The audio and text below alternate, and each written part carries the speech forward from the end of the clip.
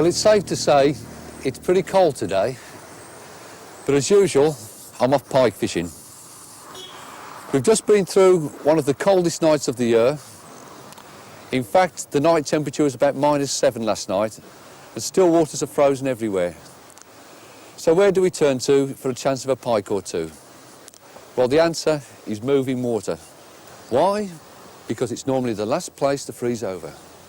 You don't have to wait until it gets cold to fish moving water, of course. Rivers respond at most times of the year, but certainly rivers seem to fish better than still waters when temperatures are very low, as they are today. River pike seem to be an ever-alert, opportunist fish, just waiting to spring into action and grab anything that passes nearby.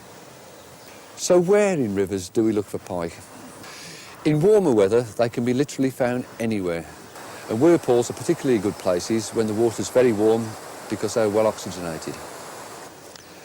In floods, look at slacks and backwaters out of the main flow where pike will be congregated with the prey in good numbers.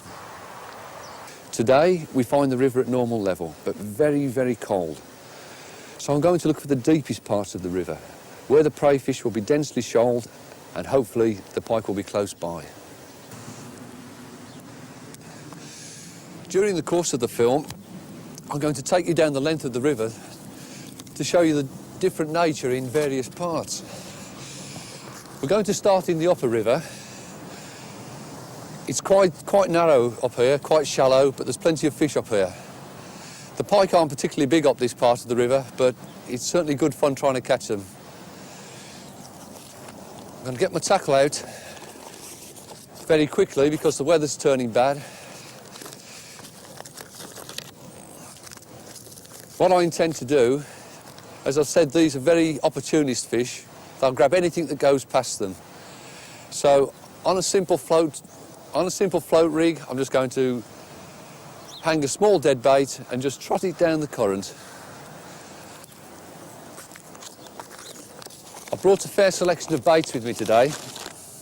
All I intend to do is just impale a small smelt on a size 6 treble and trot it down. As simple as that. And if the pike do what they usually do, they'll be waiting there to grab it. It doesn't really matter whether you hook it in the head or the tail. All the pike sees is a fish shape flashing past and it'll grab for it.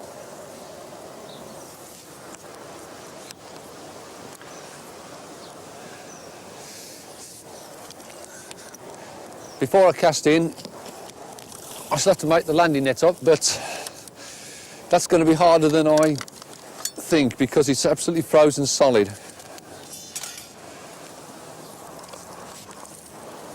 I'll have a go though. No, I can't do it. It's so cold, I'm going to tear the mesh if I try and set it up, so I'm going to have to hand land any fish that I should catch. One thing I will have ready is a pair of forceps, and if I catch a fish, I shall just lift it out, turn the hooks and slip it straight back.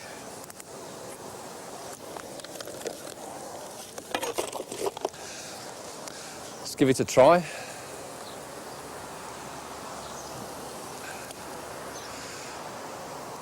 As I said, the water is 6 foot deep, so I've set the bait at about 4 foot. It's now hovering just a couple of feet off bottom.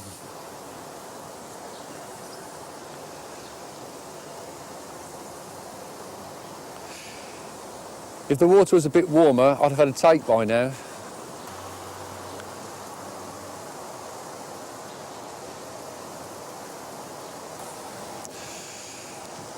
I've reached the end of the swim now, and it's just snagging up on the gravel bar, so I'm going to twitch it back, just gently. Just put a bit of life into the dead bait, perhaps make it look like a live fish. I'm going to do this rather quickly because I've got the feeling I'm fishing too shallow. What I intend to do is perhaps increase the depth by another foot. I snagged up on something there. It may be that it's so cold the fish are very, very tight on the bottom, and I'm going to have to drop it right on the noses.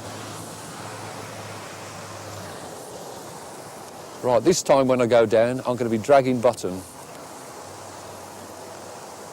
Still giving it a little flick now and again just to make it appear like a live fish. Yes! Yes, it's a fish. It's only a teeny one, but it's made all the coal hands worthwhile.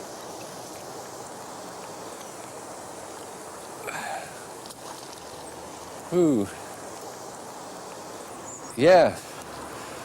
One thing about river pike, even the little ones put up a good scrap. Now this one's only lightly hooked. I can't use my landing net because it's frozen to the ground. It's just one of those days. There she is, the hook just on the edge of the jaw. Oof. It's a good idea to get used to that sort of way of landing your fish, because sometimes you'll find yourself in situations where you have to do it. And that's where you want to get the hook just in the edge of the jaw, slip it out quite easily. The fish comes to no damage at all. It's only a little fish, but I like catching all of them.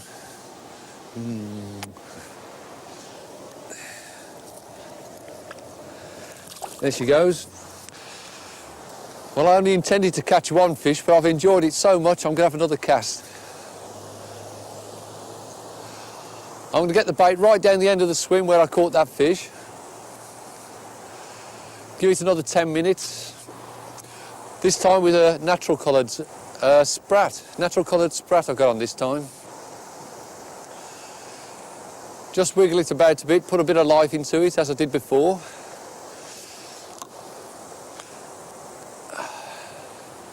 If I'd got any sense, I'd go home really. My hands are freezing. Oh, I'm just round a bit of floating debris there, but oh, I think something just, yes, something's just grabbed hold of it. I thought it was the debris that was pulling the float under. Yeah, something's grabbed it. I knew it would be worth another cast. Let's hope it's a bigger one. Oh, no, it feels like a smaller one. Actually, it's a much smaller one, but it's not even fighting this one. God. Well, river pike don't usually do that sort of thing. Oh, that's a bit more what they do.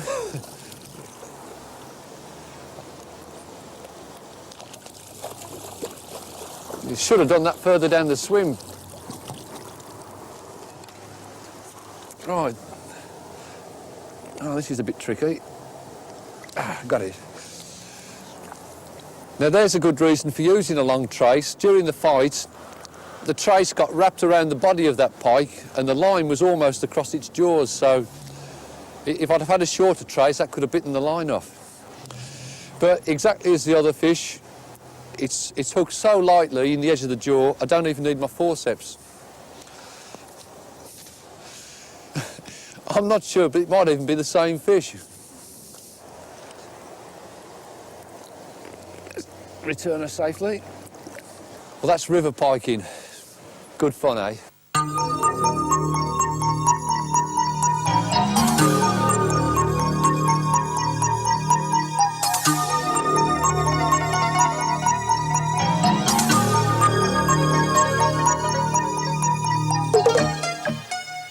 Here I am now, about 6 miles downstream, on a typical section of the Middle River. Now this section of the river has been dredged and widened, and the reason for that is to prevent flooding. The water's typically 6 feet deep, perhaps a bit more in areas, and there's a nice gentle flow on it. Rivers come in all shapes and sizes. The one we're tackling today is a typical featureless Fenland-type river. But it's got one thing to its advantage, and that is, because there are relatively few snags, it is very easy for a beginner to get to grips with. So how do we tackle such a piece of water? Well, a river of this nature is really quite simple to fish. The depths are fairly even, there are very few snags, that the fish can be anywhere. and all we've got to do is find them. Now, choice of bait can be important, but unfortunately the club rules say that we cannot use live baits, and so that limits me straight away, because live baits at this time of year and on this type of water are the best way to proceed. So for now I've started off with 2 static dead baits. I've ledgered them in different parts of the swim, but rather than just leave them there and wait for the pike to find them, every now and again I'm going to twitch them back along the bottom very gently, so possibly a pike may see the bait moving, or I may move the bait to a pike that is lying static in a different place. So how do we decide which baits to use? Well, there's a vast choice of dead baits, and to be quite honest, the fish in this river have seen most of the common ones. You can try smelts, sardines, herring, mackerel, but these pike have seen a lot because this is a day ticket water. So what I try to do is something different. Perhaps something I doubt whether I'll show them something they've never seen before, but it might be something they've rarely seen. For example, fresh frozen salmon. They've not seen many of them. How about this? That's a pobda from the Indian Ocean. They've probably seen quite a few of these. That's half an eel. There's a lot of eels in this river and they're used to eating them, but very few anglers choose to use them for bait. And then if they don't work, I've got the old standbys, sardine, smelt, sprats, and what's this here? Indian catfish. Now there's a new one. Surely they've got to take one of those. At the moment I'm rigged with an Indian catfish and a piece of eel. Now the rig is quite simple, a very, very simple leisure rig. And I'll bring one rod in now and show you how I've rigged up.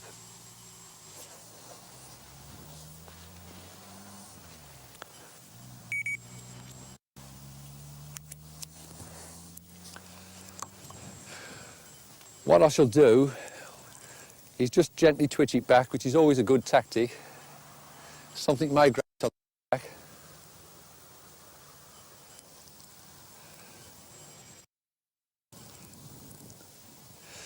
At this time of year, you can expect the pike to be lying up. I don't really expect them to be moving around a great deal. They're probably lying static. Just by twitching the bait back, you might just bring it over the heads and tempt one to grab at it. Well, it didn't happen that time, but at least I can show you the bait and how it's rigged. There are many, many variations on the ledger rig, but as with all my pike fishing, I try to keep things simple. And basically, we start with the trace. As with all my pike fishing, it's made from Barclay steel strand wire. I like the trace to end up about 20 inches long.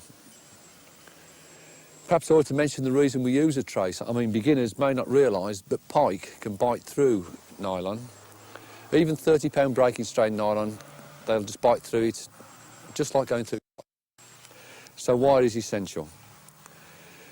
The trace basically consists of a swivel at one end, a 50-pound breaking strain swivel. Swivels are so cheap, you might as well buy some good quality ones. Go for something like the Barclay swivel. At the other end, I've got 2 trebles for mounting the bait. Again, trebles are relatively cheap and they're such a high quality today, it's not worth skimping on them. Buy some good ones. These are Terry Eustace Super Strong trebles.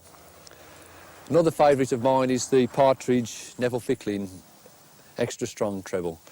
If you buy those 2 patterns, you won't rot at all. They'll never bend or snap on you.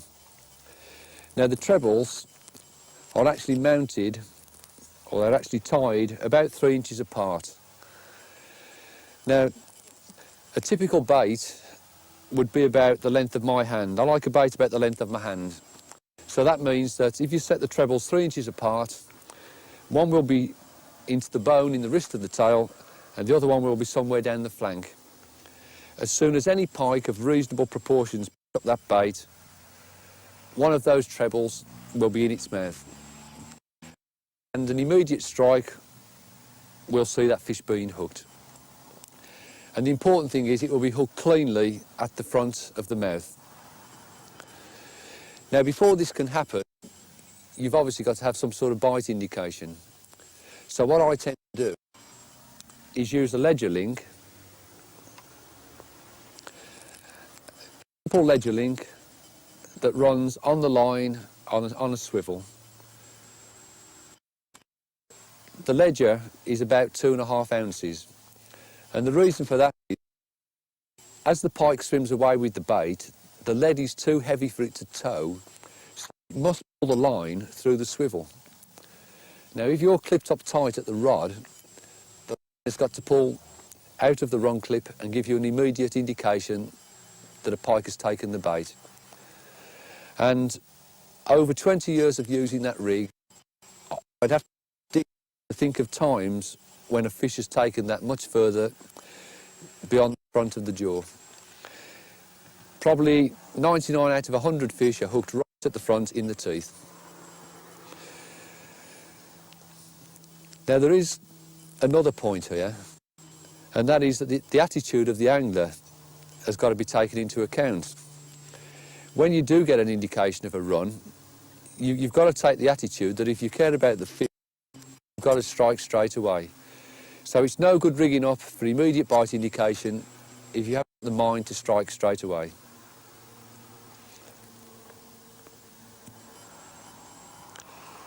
I'll just drop this back in the margin.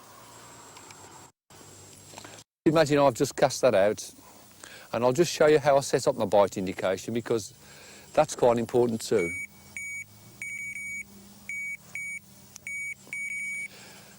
Now I'll turn the bite alarm off, because it can be annoying. It can be annoying to other anglers when you're setting up.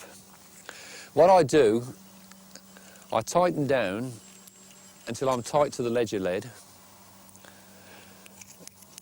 I stick a heavy bobbin on the line, and then I just put the line, which is very tight, into an elastic band on the reel,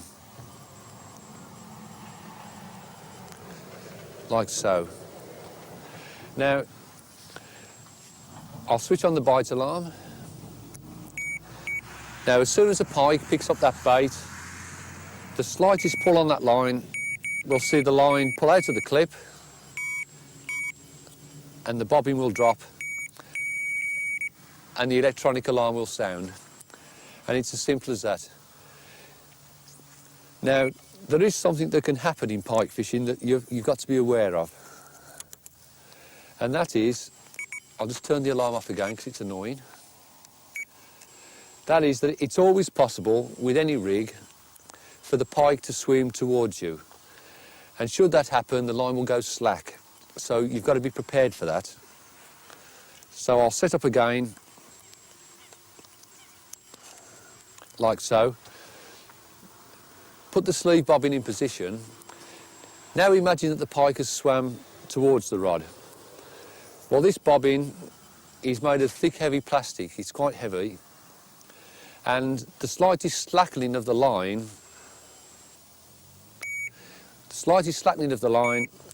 we'll see the bobbin drop back and the electronic alarm will sound. So if that should happen, that means you've got to take as well as should that happen. Now, the reason I use the ledger rig is because it is very, very rare for a drop back to occur. But if you use other types of rigs, such as free lining, or you may be float fishing, you can get a drop back. So it is very, very important to bear that in mind. The alarm itself, now this particular alarm, it's a very cheap and simple alarm, and I like it because it's so light, and my pike fishing tends to be very, very mobile, and it is very easy to just pick up, plonk down in a new swim and put the rod on straight away. There's no need for any sophistication in an electronic alarm for pike fishing. And you should be close enough to your rods to hear it. It's loud enough anyway. I think it's about 85 decibels. It's loud enough anyway, but you should be close enough to hear it.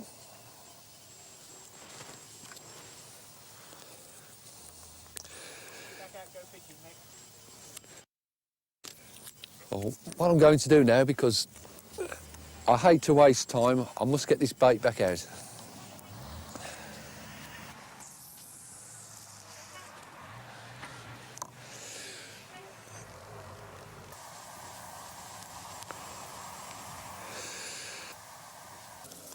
Yeah. Well, that's on one of those strange foreign fish I've been trying out. First run I've had on one of these. Yeah. Oh, it's only a small fish, it's up on the surface. Oh, they're all welcome on a cold day like this, though. I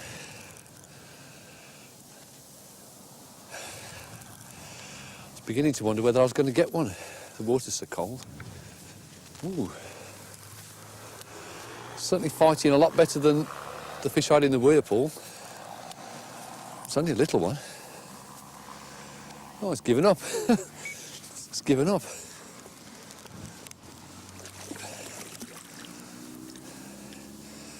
Oh, it's nicely hooked. Oh, it's a nice clean fish.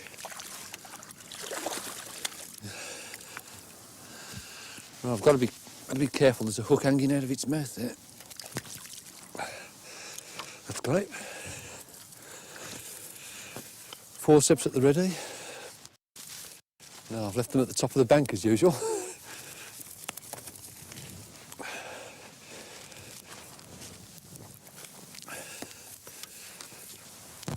It's very nicely hooked. Just in the scissors there. It makes life so much easier because the hooks just come out as simple as that. Yeah, typically at this time of year the fish is covered in leeches. We've got leeches on the fins and on the underside. It's another sign that it's lined up and not swimming around much. Well, not a bad start anyway. Let's get it safely back.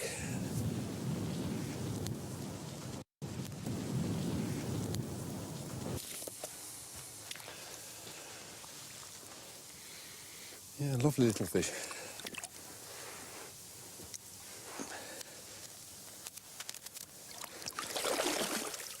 Well, there's nothing wrong with that one.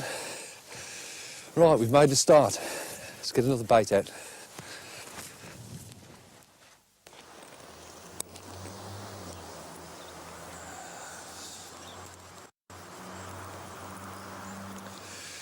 Well, things are rather slow. I'd have expected a bit more action out of this swim. There's plenty of pike here. The landlord of the local pub's just been across. He's told me there was a pike match here last week, and that's really unsettled me. You see, when a water's been hammered, it's very difficult to follow on and make a good catch. So what I intend to do now is get my rods in, and I'm going off down the drain in a leapfrogging style, and I'm going to try and find some fish. I'm going to do it very, very quickly because the day is pressing on a bit.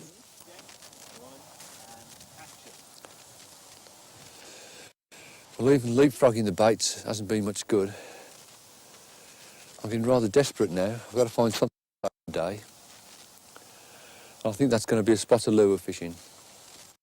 Saved the day many times in the past, maybe it'll do the same today. If that doesn't work, I'm going to try something even more different tomorrow. I'm going to get down to some deeper water. Maybe the fish are down there.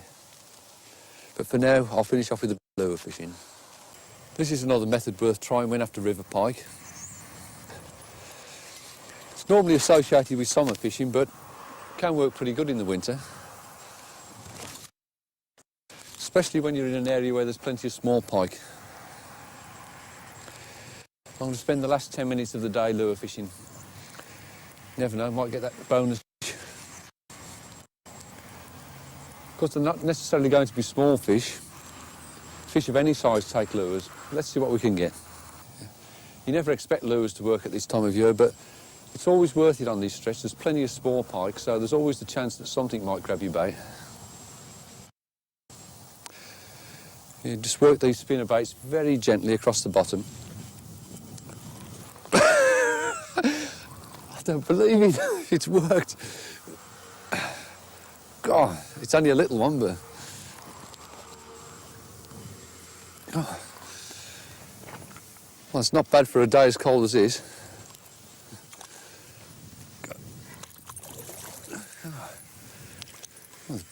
Poor old thing asleep. Well, how about that? It took me by surprise, that has, I tell you.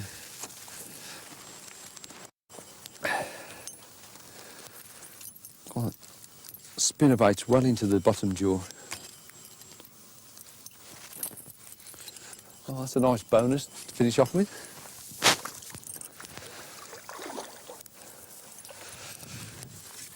Magic. Well, it looks like I'm going to be home late again tonight. Because like all anglers, I'm going to make one more cast.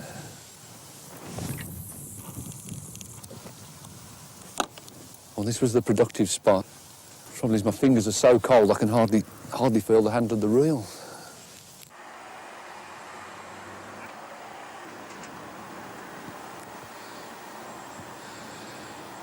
As if yesterday wasn't hard enough, today's looking like being even harder. You may not believe this, but it's actually warmer today. I've just checked the water temperature. That's about the same, about 1 degree. The air temperature's actually gone up from -1 to just about 2 degrees now. I don't suppose this morning a lot of difference just over one day. Today I've come down on the lower river because the fishing's been so slow with the severe drop in temperature. I've got to find something in my favour. And I'm doing two things in my favour today. What I'm doing is moving to deeper water. Now I know from past experience that the roach will definitely shoal up in this area in the cold weather. And where the roach shoal up, you can see the pike are not far away. In fact, I know traditionally the pike do hold in this area. Now the other thing I'm going to do in my favour is to change my bait. Now on the upper river and the middle river, we're not allowed to use live bait, and that definitely changed to in cold weather. So today, I'm just going to use one method, and that is to trot a live bait. And if that doesn't work, I'm fairly confident it's down about.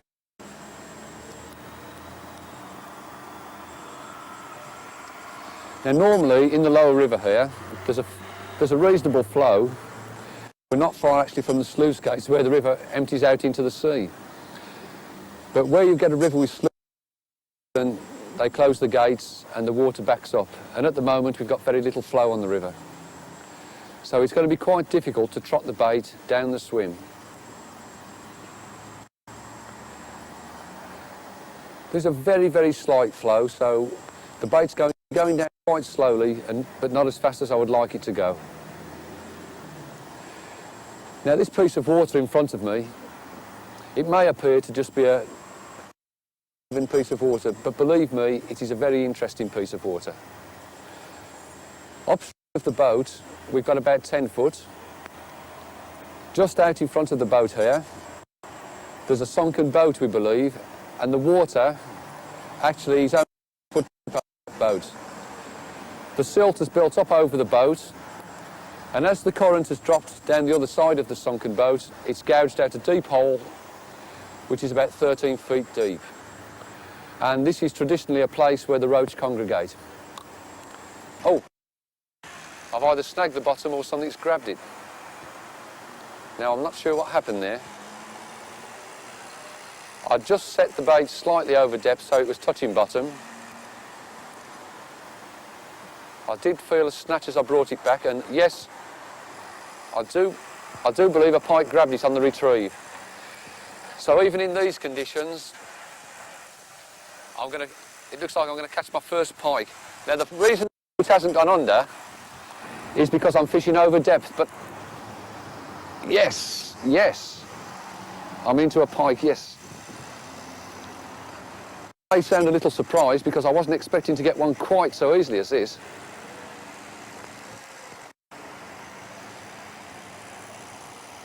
Now the thing to do when boat fishing is not to panic.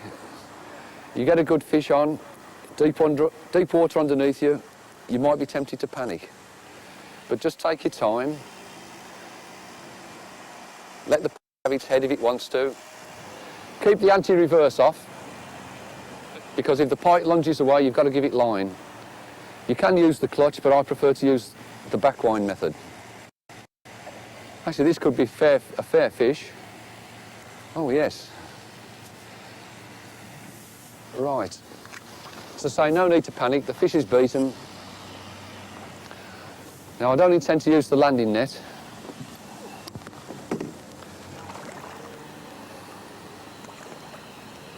Although I would advise a beginner to use a landing net.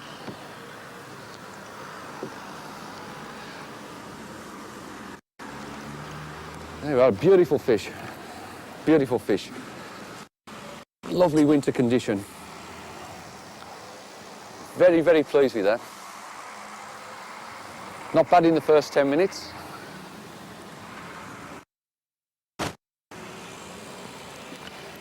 Now the reason I don't use a landing net is because I believe that nets are a prime cause for damaging the fins on pike. Well, that pike, I will admit, it took the bait down a little way. I didn't leave it too long, but it can happen. But the fact that I'm using semi-barbless hooks has helped me to get that back. I'm not proud of the fact that he took the hook right back, but it can happen, and you've got to know how to deal with it.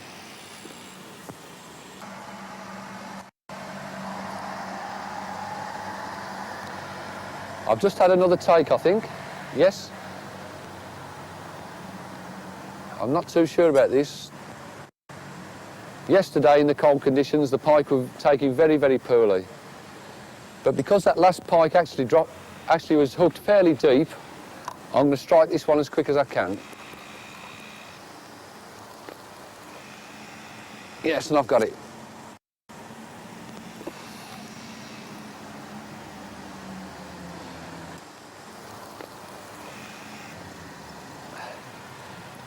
I'll tell you what, this really is a pleasure. Out here, beating all the conditions and catching my favourite fish. What I intend to do this time is show you how a beginner ought to land a fish. It takes years of practice to hand land a fish, so if you're new to the game, use a landing net.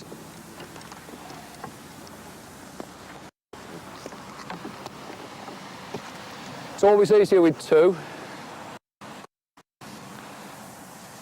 but with a bit of practice you can do it on your own. Never try and net the speed.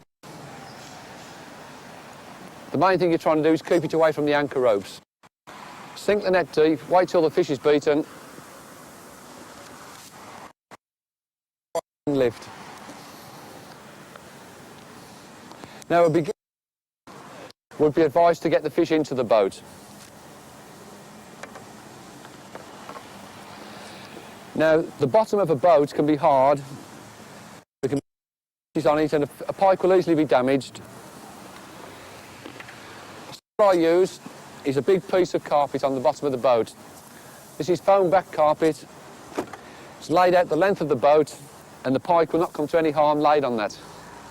A beginner will probably lay the fish on the carpet, kneel astride the fish and work inside the fish's mouth with the fish firmly on the ground, but I can't bring myself to do that because I believe it damages the fish. So I like to lift the fish, go in for the hooks, turn them, get the trace out the way, and quickly get the fish back in the water.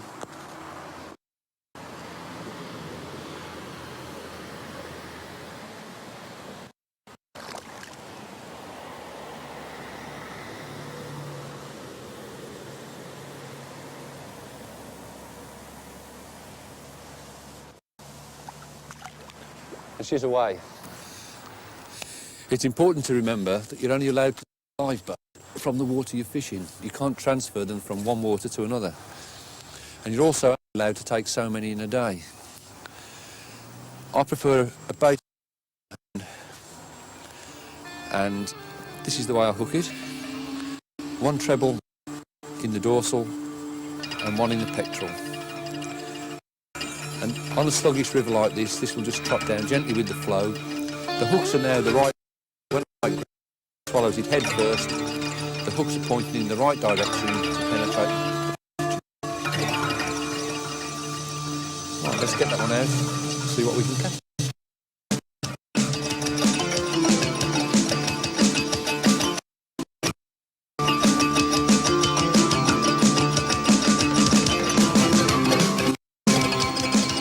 Yeah, lovely looking fish. Well, I'm really on a cold day like this.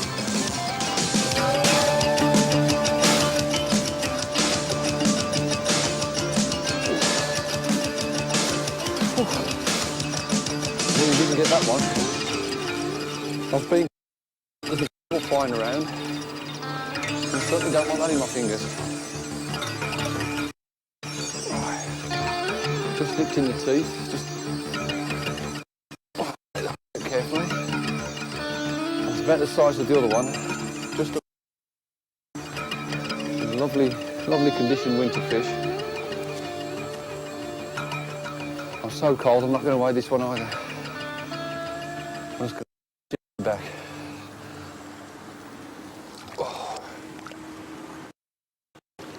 I'm just going to hold her for a minute, just give her time to recover.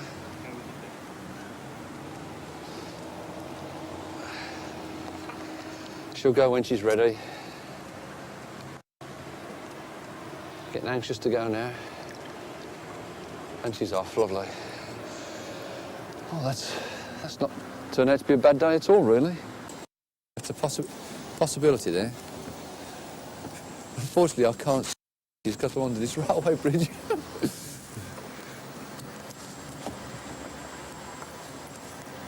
It may be the bottom because I'm dragging over depth, but I intend to just tighten up and find out. I'll have to do a sideways strike. Yes, it's a fish, but I can't hold the rod up because of this bridge.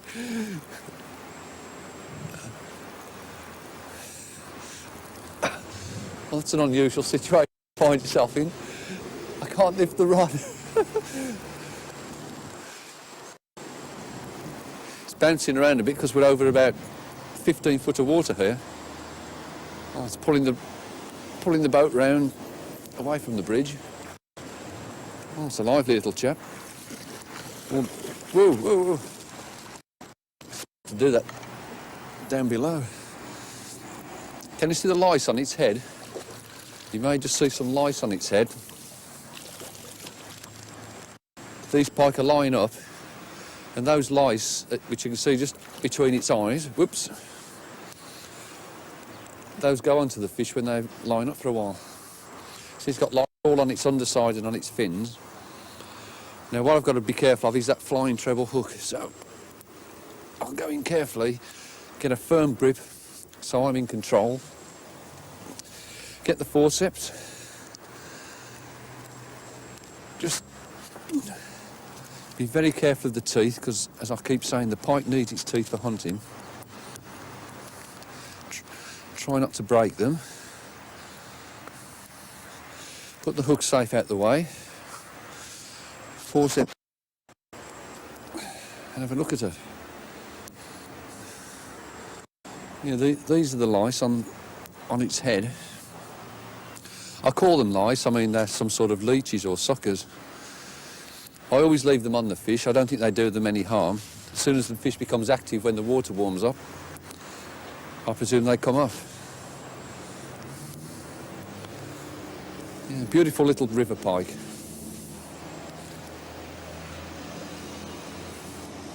As always, over the side.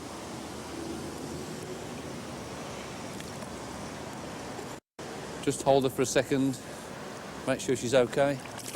Whoa, she's okay. It may have been the fish, but it certainly bobbed a bit then. Yeah, something's grabbed it, I think. they don't always pull the float under, so what I intend to do is walk down and check anyway. The way it's moving off to the left. No, not that time. I'll just check the bait for teeth marks.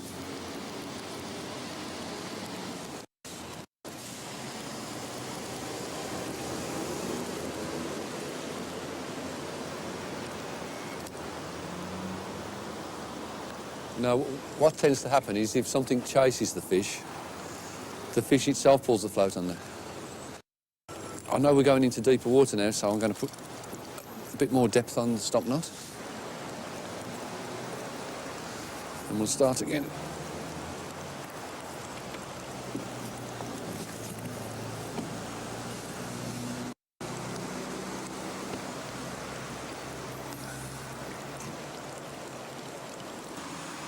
Yes, she's away. Yeah, something's grabbed that. Right, stow the oars quickly.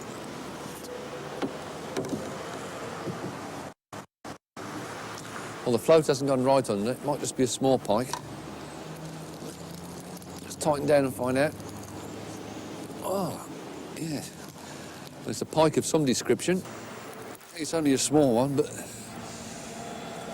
I just enjoy catching all of them.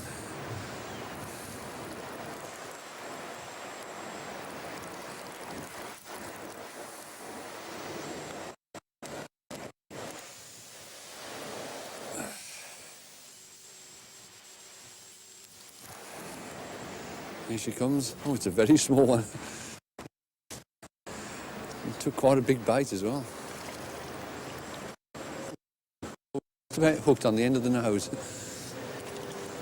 Right.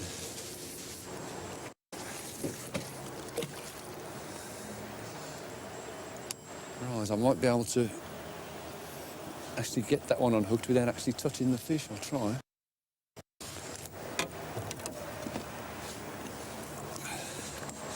If they're hooked like that, what you can do is do that. I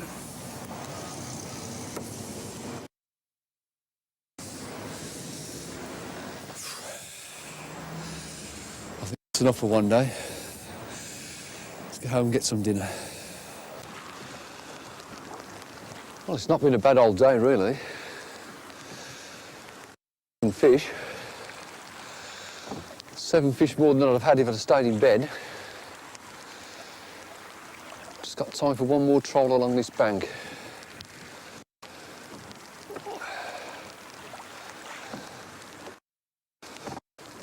Oh, the sleet's turned to rain now.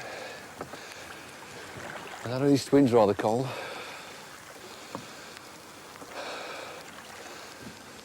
I shan't be sorry to get in by the fire tonight.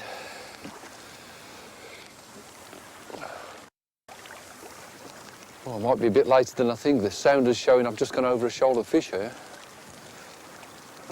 I'll just slow down a bit and take the bait over them.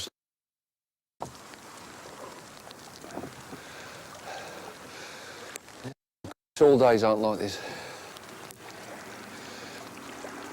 Mind you, they say anything that comes easy is not worth having. I think that's probably very true.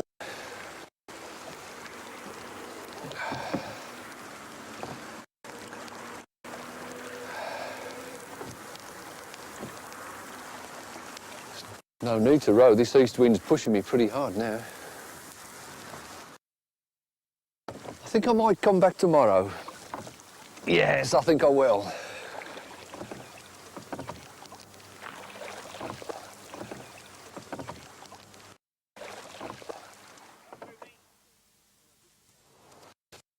Well, I did come back the next morning.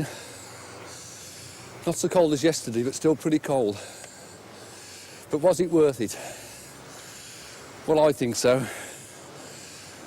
While most other anglers are still enjoying the breakfast, I've been hauling out this beautiful pike, probably somewhere between 14 and 15 pounds. Beautifully marked fish. Took a big roach live bait, just trotted down underneath the bridge. Now all that remains for me to do is remove the hooks Got my forceps at the ready. I'll just remove this deep-seated hook lower down. Get this one out of the teeth. And she's off. Now I won't bother to weigh her. Let's have a good look at her. Perhaps before I slip her back, perhaps we'll just have a quick look inside. This is why you need a wire trace. Those teeth will go straight through nylon. The pike might look a robust fish, but actually it's very delicate. I'll just show you some of the delicate areas before we put it back. The scales are obviously very delicate. Always put the pike down on something soft. The eyes are very delicate, always protect them. And the fins are susceptible to splitting, so be very careful with them. And then there's the teeth. Try not to break the pike's teeth when you're removing the hooks, because it needs them for feeding. I think it's time we got it safely back in the water.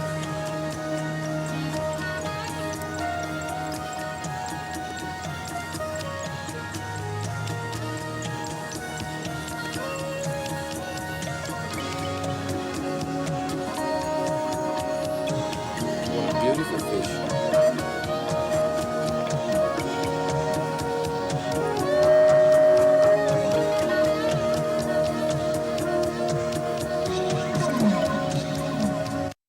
She's off. Come back when you're 20 pounds.